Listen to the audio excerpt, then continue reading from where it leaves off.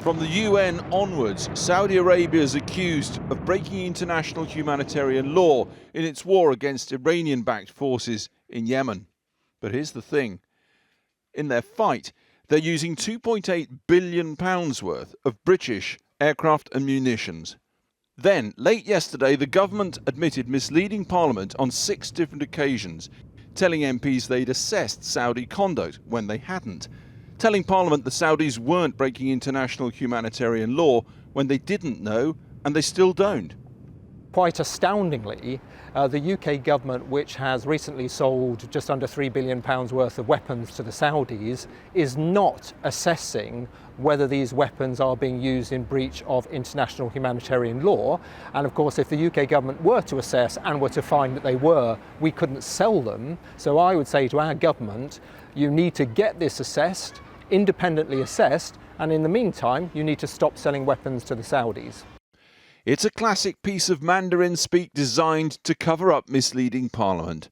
The previous line was, "We have assessed that there has not been a breach of international humanitarian law by the coalition." But now the line is, "We have not assessed that there has not been a breach of international humanitarian law by the coalition." in plain English, they're simply saying that on no fewer than 6 occasions they misled Parliament, telling MPs that the Saudis were definitely not breaching international humanitarian law in the war in Yemen, when in fact they didn't know whether they were or whether they weren't.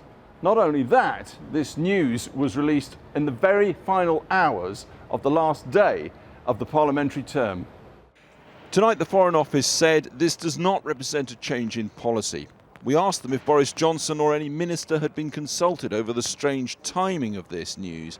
The Foreign Office declined to answer. Labour's Hilary Benn MP has today written to the then Foreign Secretary, now Chancellor, Philip Hammond. I urge Boris Johnson as the new Foreign Secretary to ensure that the government does what you originally said it was doing and immediately assess whether international humanitarian law has been breached. A continued failure to undertake such an assessment would be an abdication of responsibility and will serve to further undermine Britain's standing in the world. They're actually jaw-dropping revelations because they're not just minor clarifications, they're actually complete U-turns on previous answers that are given. It's not just about the correction of 6 parliamentary answers, it's about people's lives in Yemen, it's about the thousands of civilians who have lost their lives in this conflict. Now, Britain has got military advisors and probably special forces on the ground in Yemen, eyes on when it comes to possible Saudi abuses of the hard-pressed civilian population. These images are from Save the Children. The UN this year reported at least 2,000 civilian deaths in the Saudi-led bombardment. I wish that the war would stop because the children got injured. Some of them died and some of my friends had to flee and some died. We got separated because of the war. I wish that the war would end, that we get electricity back and that water becomes available. Everything becomes available, that we are safe.